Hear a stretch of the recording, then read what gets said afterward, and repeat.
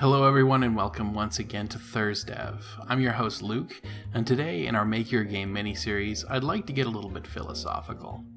We've been dealing with a lot of parts of the game development process that are meant to create or preserve momentum, but aside from the usual complete your goals and fine-tune your mechanics, I don't talk in very certain terms usually about finishing your product, despite it ultimately being the most important goal to have.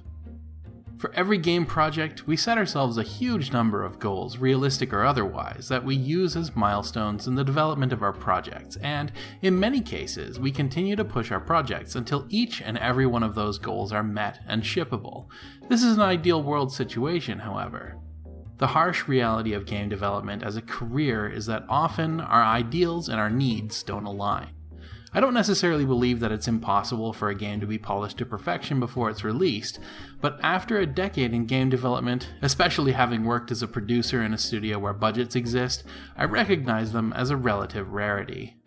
So today, it's time for that tough love, where the idealists and dreamers are going to call me a tool, perhaps call into question my competence as a game developer, where I tell you that sometimes you have to know when to fold them and release that game, even if it isn't strictly done. So, cardinal sin committed, allow me to explain myself. There are a number of reasons that you may, as a game developer, reach this point. The reasons to need to release could be financial, where your budget or time limit are exceeded and you need to cut losses. They could be mechanical, where you reach an impasse with some systemic issue with the project that you likely can't fix. They could be scope-based, where you haven't followed my advice and are suffering from feature creep and when it's done syndrome. Or they could be for the sake of realism, when you've polished the game to an acceptable state and know that there's always more to be done. Financial reasons are the most common reasons that studios need to release a game prematurely. When you're working with a group of people, and each of those people are working on a salary, assuming you have a fairly predictable revenue stream, you'll know ahead of time exactly when that cutoff date will be.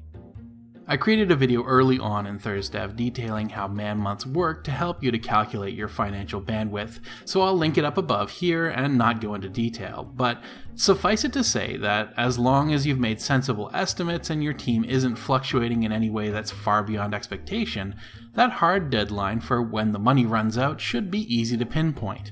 If you already have other projects on the market that are bringing in regular revenue, that will help to create a financial buffer, but if you're dipping into that pool, you're playing a dangerous game. Sales are a fickle and wildly fluctuating thing.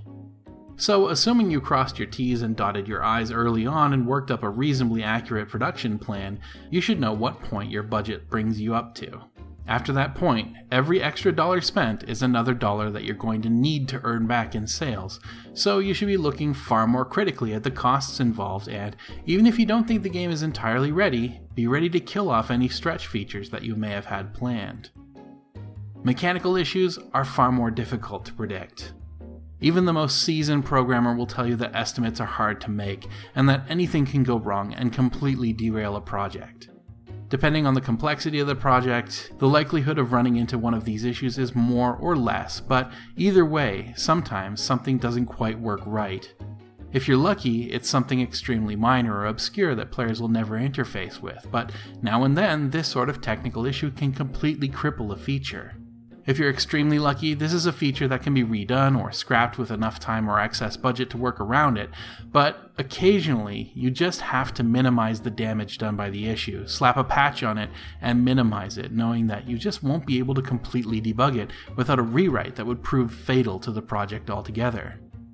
That works into my frequently bemoaned philosophy that it's difficult to ship a game in the state that you want to, but there's a point that your technical debt is just too great for you to completely pay it off, and you have to accept that it's not something that you can fix or completely optimize, and you have to instead do whatever's possible to fix it so that your players have the least possible chance to encounter or be affected negatively by it. Scope issues tie in with financial limitations because they're the most likely to cause them. I've said many times through many episodes of ThursDev and in many ways that feature creep is your worst enemy. Ambition and the drive to improve your project and make it the coolest, most feature-rich game it can be are enticing, believe me, but unchecked ambition and a willingness to continually improve, or the unwillingness to accept something that isn't going to be perfect at release, is what leads to vaporware. Dedication and devotion to creating the best product you can is absolutely applaudable, and if you have the time and budget to do so and you feel that you must, or that you can, then the more power to you. But the longer you spend, the more scrutiny you'll be under, and there's no guarantee that a feature-rich game equates to a better game. There are many games that could very easily be described as jacks of all trades but masters of none, or that have extremely detailed secondary systems but lack focus. So knowing when your game has enough features, even when you want to add more, is also extremely important. In the industry, this is sometimes referred to as killing your babies, knowing that you need to give up on something that you absolutely love but can't keep. And finally, there's just plain old cold-hearted realism. Duke Nukem Forever was in development purgatory for over 15 years. Duke Nukem 3D was a masterpiece of its time, and there was a lot to live up to, so it's no wonder that the team was under immense pressure to do it right. The game saw 3 separate engines, redone assets, and an overall development attitude of when it's done, actually stated by 3D Realms representatives on more than one occasion. But this led to many instances of things having to be redone multiple times from scratch, essentially throwing away hundreds of thousands of dollars worth of work in the name of perfectionism, and taking a decade and a half to finish. And in many ways, it didn't even ultimately pay off. Duke Nukem Forever's team got laid off from 3D Realms, and the game's ultimate reception was one of ambivalence at best, and it was by no means the only game that suffered this way. Shenmue, Aliens, Colonial Marines, Daikatana. Not to say that perfectionism hasn't paid off in the past. There are even good games that went through development hell. Team Fortress 2, Owlboy, The Last Guardian. It can pay off, don't get me wrong, but with the exception of Team Fortress 2 perhaps, these are games that, though artistic and critical successes, took far longer than they probably needed to release a project that would, maybe even possibly, have been better received and better sold if they released when their fans were at their peak. It's for this very reason that I think it's impossible that Half-Life 3 will ever be finished. I did an entire video on that one a few months ago. Anyone that devotes a significant chunk of their lifetime building a career making games, with, I dare say, only a few exceptions, wants to make something good. You always want what you do to be the best thing it can possibly be, and you want to be proud when you see your own name in the credits. You want to be able to tell people, I helped make this, with your head held high, but sometimes that drive blinds us to critical problems in the completion of our games.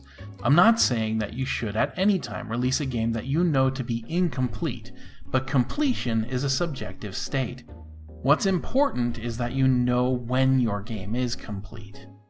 What the right level of completion is to call your game finished, and maybe you'll be lucky enough to have enough fans to keep working on it after release to make it even better. You need to know your limits, and you need to know that sometimes your game is going to be done before you are. Thank you as always for joining me today for this episode of ThursDev. I hope that you enjoyed it, and you'll consider joining us again next time when we finally ship our game.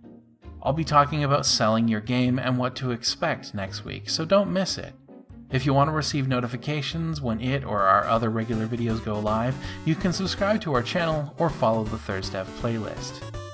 I hope to see you next time. We're almost at the finish line. Until then, though, take care.